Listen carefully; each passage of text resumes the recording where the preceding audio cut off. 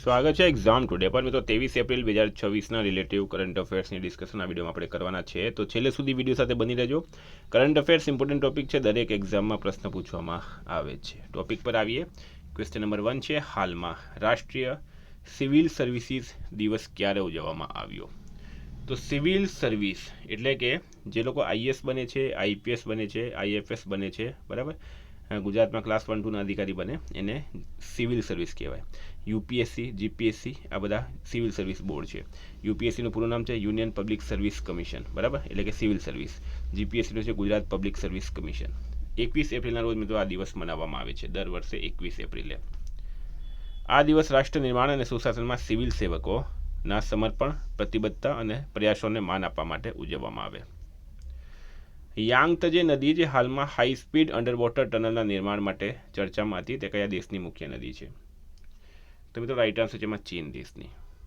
હવે ચીનની વાત કરું, ચીનનું કેપિટલ છે મિત્રો બીજિંગ, કરન્સી છે રેનમિનબી, પ્રેસિડેન્ટ છે સી જિનપિંગ. હાલમાં કયા રાજ્યના મુખ્યમંત્રીએ રાજ્ય મદ્રેસા બોર્ડના વિસર્જનની જાહેરાત કરી?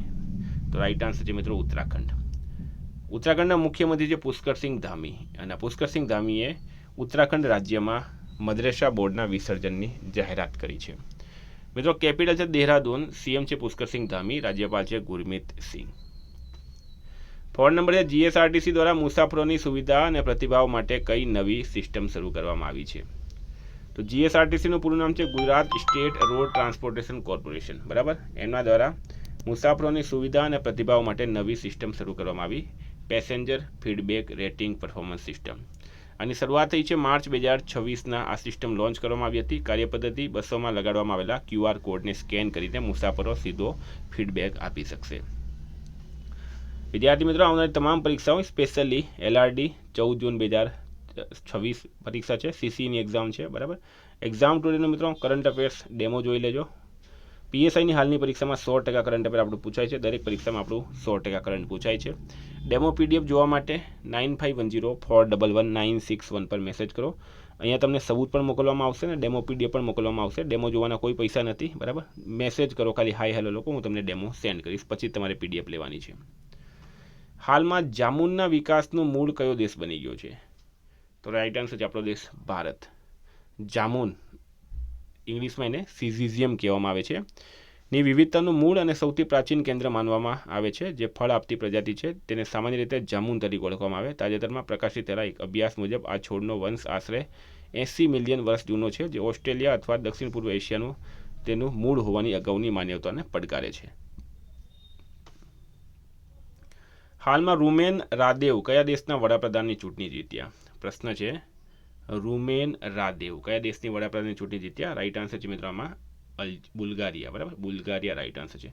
બુલ્ગારિયાના નવા વડાપ્રધાન બની ગયા છે Rumen Radev. ISSF junior world cup 2026 ક્યાંથી શરૂ થયું? તો રાઈટ આન્સર છે મિત્રો કાહિરા.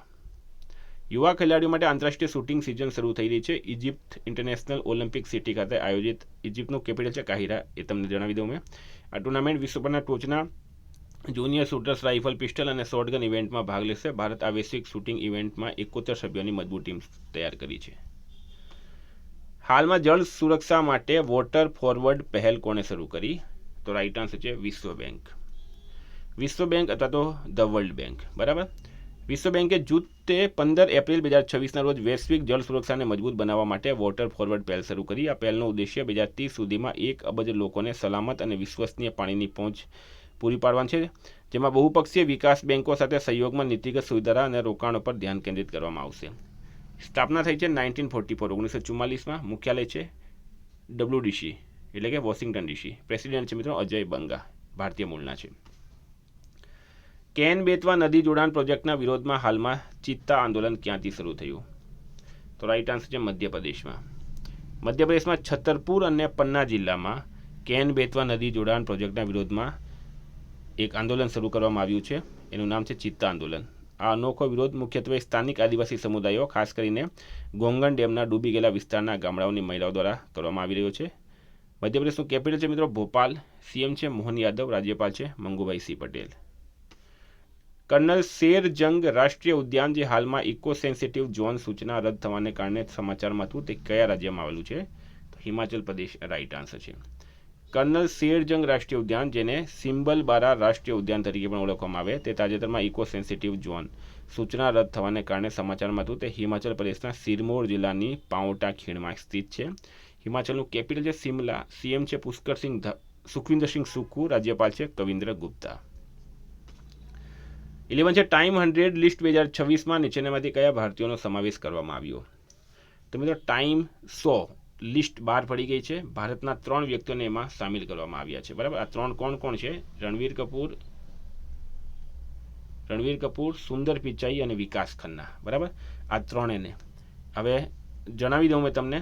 સુંદર પિચાઈને ટેકનોલોજી માટે છે. બરાબર, રણવીર કપૂરને મનોરંજન માટે અને રસોઈ ક્ષેત્રમાં વિકાસ ખન્ના. આ 3નો સમાવેશ કરવામાં આવ્યો છે. મિસ શેક ઇન્ડિયા 2026નો ખિતાબ કોણે જીત્યો? તો રાઈટ આન્સર છે એમાં નિશિતા યોગેશ અંતરકર. મિસ શેક ઇન્ડિયા 2026. બરાબર, નિશિતા યોગેશ અંતરકર. મુખ્ય માહિતી: કાર્યક્રમ 17 એપ્રિલે યોજાયો. સ્થળ છે મુંબઈ. આયોજક છે હિરોહામા ઇન્ડિયા પ્રાઇવેટ લિમિટેડ. રનરઅપ છે પ્રિયંકા સરકાર અને સાક્ષી ખારી. મિત્રો, મિસ શેક ઇન્ડિયા એ સામાન્ય બ્યુટી પેજન્ટ નહીં પણ ભારત અને જાપાન વચ્ચેના સાંસ્કૃતિક સંબંધોને મજબૂત બનાવવાનું પ્લેટફોર્મ છે. સૂર્ય દેવભૂમિ ચેલેન્જ 2.0 કોણે શરૂ કર્યો? તો રાઈટ આન્સર છે અનિલ ચૌહાણે. અનિલ ચૌહાણ કોણ છે હાલમાં? વર્તમાનમાં ભારતના CDS છે. સૂર્ય દેવભૂમિ ચેલેન્જ 2.0 એક ઉચ્ચ ઊંચાઈ એડ્યુરન્સ એડવેન્ચર ઇવેન્ટ તરીકે આયોજન કરવામાં આવી છે, જેને અનિલ ચૌહાણ દ્વારા ફ્લેગ ઓફ કરવામાં આવ્યું. સ્થળ છે મિત્રો બદ્રીનાથ. આયોજન છે ઇન્ડિયન આર્મી. હેતુ છે ઉચ્ચ ઊંચાઈ વિસ્તારમાં એડ્યુરન્સ અને એડવેન્ચર પ્રવૃત્તિઓને પ્રોત્સાહન આપવાનું. હાલમાં એપલના નવા CEO તરીકે કોની નિમણૂક કરવામાં આવી? તો જ્હોન ટર્નસ એપલના નવા CEO બની ગયા છે. નાણાકીય વર્ષ 26 ઓક્ટોબર-ડિસેમ્બર 2026ના ત્રીજા ક્વાર્ટર માટે ટ્રેડ વોચ ક્વાર્ટરલી પ્રકાશનની નવીનતમ આવૃત્તિ કોણે હાલમાં પ્રકાશિત કરી છે? તો રાઈટ આન્સર છે મિત્રોમાં સુમન બેરી. નીતિ આયોગના વાઇસ ચેરમેન શ્રી સુમન બેરીએ 20 એપ્રિલ 2026ના રોજ નવી દિલ્હીમાં નાણાકીય વર્ષ 26 એટલે કે ઓક્ટોબર-ડિસેમ્બર 2026ના ત્રીજા ક્વાર્ટર માટે ઓક્ટોબર-ડિસેમ્બર 2025ના ત્રીજા ક્વાર્ટર માટે ટ્રેડ વોચ ક્વાર્ટરલી પ્રકાશનની નવીનતમ આવૃત્તિનું વિમોચન કર્યું. તે નીતિ આયોગના સભ્ય શ્રી અરવિંદ વિરમાણી અને અન્ય વરિષ્ઠ અધિકારીઓની વિશિષ્ટ હાજરીમાં પ્રકાશિત થયું છે. 16 હાલમાં કયા આફ્રિકન દેશમાં મહારાજા રણજીત સિંહની પ્રતિમાનું અનાવરણ કરવામાં આવ્યું? તો મલાવી આફ્રિકાનો એક દેશ છે જ્યાં મહારાજા રણજીત સિંહની પ્રતિમાનું અનાવરણ કરાયું. મલાવીના બ્લેન્ટાયરમાં શીખ ગુરુદ્વારા સંકુલમાં મહારાજા રણજીત સિંહની પ્રતિમાનું અનાવરણ કરવામાં આવ્યું. આ ઐતિહાસિક પહેલ માત્ર શીખ ઇતિહાસ પ્રત્યે આદરનું ઉદાહરણ નહીં આપતી, પરંતુ ભારત મલાવી મિત્રતાને નવી ઊંચાઈઓ પર પણ લઈ જાય છે. તો મિત્રો, આ હતા કરંટના પ્રશ્નો. વાત કરીએ રિવિઝનની. તો 22 એપ્રિલ 2026 પર આપણે આવી ગયા. સંયુક્ત રાષ્ટ્ર ચીની ભાષા દિવસ ક્યારે ઉજવવામાં આવ્યો? 20 એપ્રિલે. હૈદરાબાદમાં કોને પ્રતિષ્ઠિત પ્રોફેસર MS સ્વામિનાથન એવોર્ડ 2026 મળ્યો? CH શ્રીનિવાસ રાવને. ગેટ 2026 ગુજરાત એન્યુઅલ ટ્રેડ એક્સપોનું આયોજન હેલીપેડ એક્ઝિબિશન સેન્ટર ગાંધીનગર ખાતે થયું. હાલમાં દેશનું પ્રથમ અદ્યતન 3D સેમિકન્ડક્ટર પેકેજિંગ યુનિટ ક્યાં શરૂ કરવામાં આવી? ઓડિશામાં. ઓસ્કર સ્મિથનું નિધન થયું છે. તેઓ બાસ્કેટબોલ સાથે સંકળાયેલા હતા. 7 હાલમાં કોણે પ્રથમ વખત તેના ન્યૂ ગ્લેન રોકેટના ફરીથી ઉપયોગમાં લેવાતા બુસ્ટરને સફળતાપૂર્વક ઉતરાણ કર્યું? Blue origin. લઘુમતી બાબતોના મંત્રાલયે યુવાનોના કૌશલ્ય વિકાસને પ્રોત્સાહન આપવા માટે કઈ IIT સાથે કરાર કર્યો? IIT પટના. વૈશ્વિક પ્લેટફોર્મ પર ભારતીય વણાટને પ્રોત્સાહન આપવા માટે હાલમાં કયા મંત્રાલયે વિશ્વસૂત્ર લોન્ચ કર્યું? કપડા. અભય નામનો AI આધારિત ચેટબોટ કોણે વિકસાવ્યો? RBIએ. મિત્રો, અહીંયા CBI કરી દેજો. બરાબર. એશિયન એક્સલન્સ એવોર્ડ 2026માં ગ્લોબલ કલ્ચરલ એમ્બેસેડર તરીકે કયા પ્રખ્યાત ભારતીય શેફને સન્માનિત કરવામાં આવ્યા? વિકાસ ખન્ના. નાગાલેન્ડની કઈ જનજાતિ દ્વારા ઉપયોગમાં લેવાતી પારંપરિક હર્બલ દવાઓમાં સંશોધકોએ કેન્સર વિરોધી ગુણો શોધી કાઢ્યા? કોન્યાક નાગા. નીતિ આયોગના રિપોર્ટમાં R&D ઇકોસિસ્ટમ સુધારવા માટે કયા ફ્રેમવર્કનો પ્રસ્તાવ રજૂ કરવામાં આવ્યો? રોપ ફ્રેમવર્ક. હાલમાં 61માં મિસ ઇન્ડિયા વર્લ્ડ 2026નો ખિતાબ કોણે જીત્યો? સાધ્વી સતીશ સેલે. સાંસ્કૃતિક વારસાના રક્ષણ માટે હાલમાં ભારતનો પ્રથમ પેટ્રોગ્લિફ સંરક્ષણ ઉદ્યાન કોને મળશે? લદ્દાખને. 16 એપ્રિલ 2026ના રોજ ભારતીય રેલવેનો કેટલામો સ્થાપના દિવસ ઉજવાયો? 173મો. મિત્રો ગઈકાલે પ્રશ્ન પૂછાયો, હાલમાં 5 દિવસીય એકાત્મ પર્વ સાંસ્કૃતિક મહોત્સવનું ઉદ્ઘાટન ક્યાં થયું? ઓમકારેશ્વર રાઈટ આન્સર હતું. આજનો પ્રશ્ન છે, દિનેશ ત્રિવેદીને કયા દેશમાં ભારતના નવા હાઈ કમિશનર તરીકે નિયુક્ત કરવામાં આવ્યા? નેપાળ, બાંગ્લાદેશ, શ્રીલંકા કે કોઈ નહીં? જવાબ કમેન્ટ બોક્સમાં જણાવો છો. વિદ્યાર્થી મિત્રો, વોટ્સઅપ ટેલિગ્રામની લિંક ડિસ્ક્રિપ્શનમાં છે. પીડીએફ માટે 9510411961 પર કોન્ટેક્ટ કરો. Thank you. ફરી મળીશું. જય હિન્દ, જય ભારત.